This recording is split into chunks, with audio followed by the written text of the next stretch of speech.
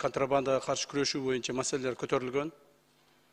Жана бир нече маалыматтар туура эмес айтылгандыгына байланыштуу президенттин тапшырмасы менен мен ушу сиздерге туура маалыматты берип коюу үчүн жана ушул жерден Жогорку Кеңештин трибунасынан негизсиз, далилсиз сөздөрдү айтпаңыздарды суранып, ошон үчүн маалымат берип кетейин дедим.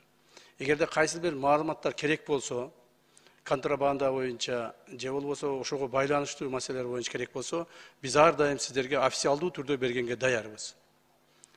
Бирок кээ бир маалыматтар бар, биз аларды толук бул жерден айтпайбыз. Ошондуктан мен контрабанда боюнча кандай чаралар көрүлүп жаткандыгы боюнча сиздерге бир-эки маалымат айтып коеюн. Кылмыштуу иш-аракеттерге мыйзам чыгаруу базасынын алсыздыгы түрткү болуп жатат. Мыйзамга ылайык контрабандалык жүктөр кармалган учурда жүктөрдүн ээлери бажа органдарына милдет акысын төлөөгө милдеттендирилет. Андан кийин кармалган жүктөр чек арасынан официалдуу түрдө жабылышына карабастан легалдаштырылат. Ошондуктан контрабандисттер тийиштүү түрдө жоопко тартылбастан мамлекеттин кызыкчылыгына терс таасир тийгизип, кылмыштуу ишмердүүлүгүн улантышууда. Биз бул кырдаал өлкөбүздүн экономикалык коопсуздугуна коркунуч жаратканына байланыштуу Адахан Мадымаров тарабынан бир нече жолу, бир жолу айтылды, макул депутат деп унчукпадык. Эки жолу айтылды, унчукпадык. Бир чоң бир жолу айтылды, макул депутат деп унчукпадык. Эки жолу айтылды, унчукпадык. Кече дагы мына бул жерде депутат Адахан Мадымаров тарабынан бир нече жолу, бир жолу айтылды, макул депутат деп унчукпадык. Эки жолу айтылды, унчукпадык. Кече дагы ушундай бир чоң парламент трибунасына айтылып атат. ГКМБдын сотрудниктери элдин канын соруп атат, жон терисин шылып атат деген мааниде ушундай сөздөрдү айтып атат. Эч нерсеге кандай фактыларга таянбастан жөндөн жөн өзүнүн жеке саясий амбициясын калыбына келтирүүгө аракет кылган депутат Мадымаровго мен ушул жерден ачык эле айтып коюшум керек. Ушул аракеттериңизди токтотпосоңуз, биз дагы сиз жөнүндө контрабанданын ташыган адамдарды кандай прикрывать этип, үстүнөн крыша болуп атканыңызды биз дагы маалыматты ачык айтабыз. Так, айтабыз. Колуң түшүрүп тур. Успокойтесь. Азыр айтам. Посидите. Урматтуу. Посидите, сейчас расскажу вам. Тартип сактаңыздар.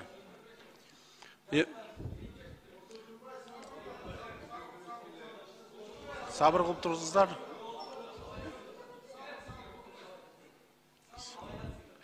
Урматтуу эмес Адахан Кимсенбаевич. Мен ушул фактыларга мына келип атам, шашпай туруңуз, азыр айтып берем. Ким менен кайсыл жерде эмне кылып жүргөнүңүздү, так, кайсыл контрабандист кайсыл жерге сизге аш кылып берип аткандан бери бардык маалыматтарды айтам азыр. Унчукпай туруңуз, тартибиңизди сактап. Маданиятыңыз барбы, жокпу? Андай болсо жөн отуруңуз. Жөн отуруңуз.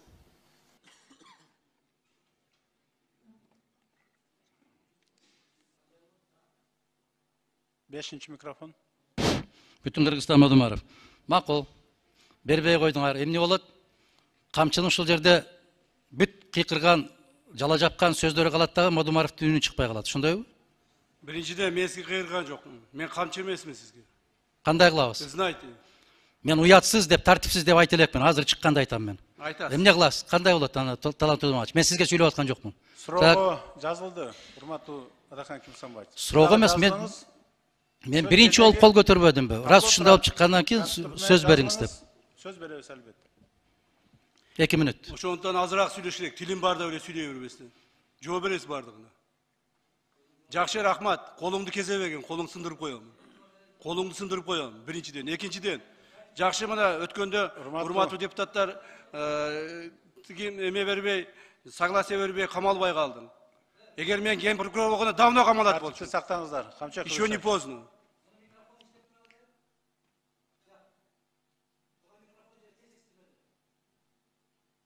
Тартипти сактаңыздар. Регламент менен, мыйзам менен иш алып барсак. Ар бир жерде өзүнүн эрежеси бар.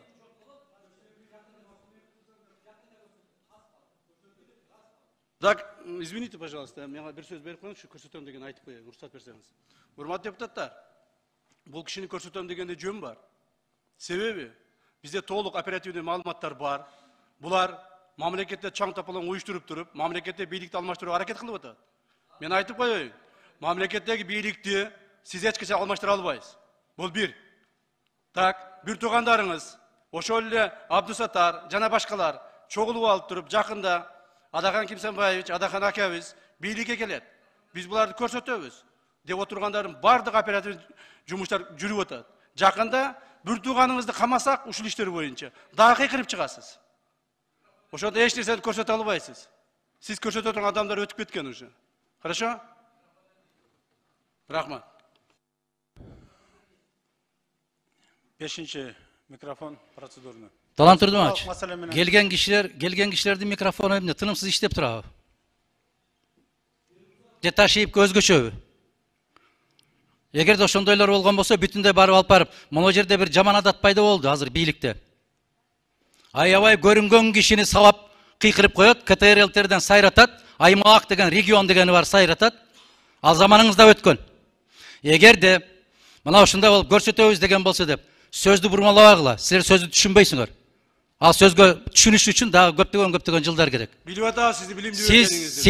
Сиз түшүнгөнүңдү көрүп атам, бир дагы айта албайсың. Сиз Мамлекет үчүн бир дагы жакшы. мына ушул жерде айтып атасыз. Бүт баарына крыша батат деп. Крыша болуп аткандардын бүтүндөй барып четинен кама.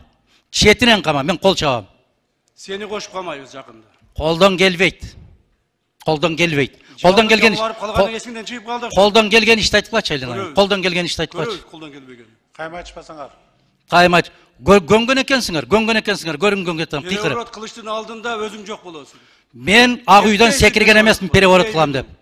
Мен конституциядан чыккан эмесмин. Переворотту силер кылгансыңар, силер жооп бересиңер. Сен да жооп бересиң.